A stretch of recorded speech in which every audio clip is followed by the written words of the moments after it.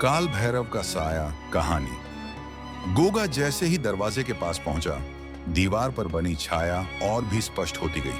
वो एक भयानक आकृति थी, लंबी जटाएं, लाल जलती आंखें और हाथ में त्रिशूल।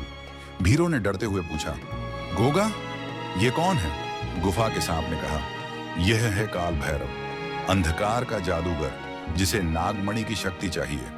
वह तुम्हारे पीछे है गोगा। जब तक नागमणि तुम्हारे पास है, वह चैन से नहीं बैठेगा। गोगा ने बिना डरे कहा, अगर मैं नागलोक का रक्षक हूं तो मुझे उससे लड़ना होगा।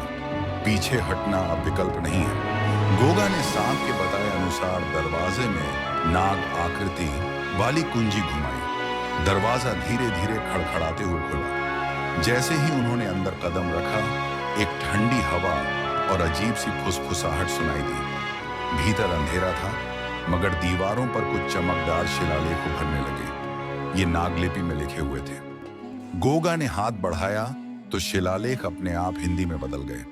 वही तलवार उठाएगा जो अपने भय को पराजित करेगा। अचानक जमीन कांपने लगी और उनके सामने जमीन से एक पत्थर उभरा जिसमें एक टूटी हुई तलवार फंसी हुई थी।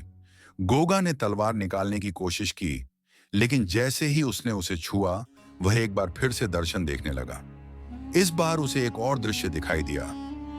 एक सुंदर स्त्री, गोगा की मां, जो गोगा को एक साधु को सौंप रही थी और कह रही थी, इसका भाग्य कठिन है, पर यह ही उजाले की उम्मीद है।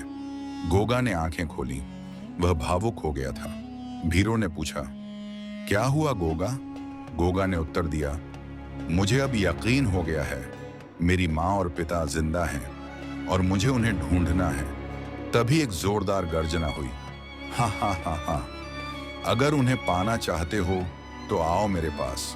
चारों तरफ काला धुआं फैलने लगा और उसमें प्रकट हुआ एक धुंधला चेहरा, काल भैरव का।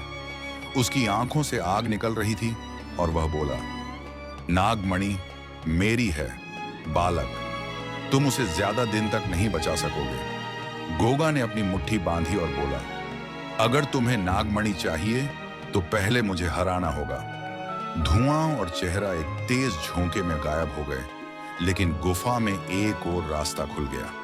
वहां एक झरना बह रहा था और उसके नीचे चमकता हुआ कोई कागज पड़ा था। गोगा ने जैसे ही उसे उठाया, वह खुद ब खुद जल उठा और उसमें से आवाज आई, अगर माता पिता को पाना है तो कंकाल पर्वत की ओर जाओ। गोगा जैसे ही मुड़ा, उसे सामने खड़ा मिला एक सजीव पत्थर का योद्धा, जिसके हाथ में पूरी तलवार थी, और वह बोला, अगर तलवार चाहिए तो मुझसे युद्ध करो।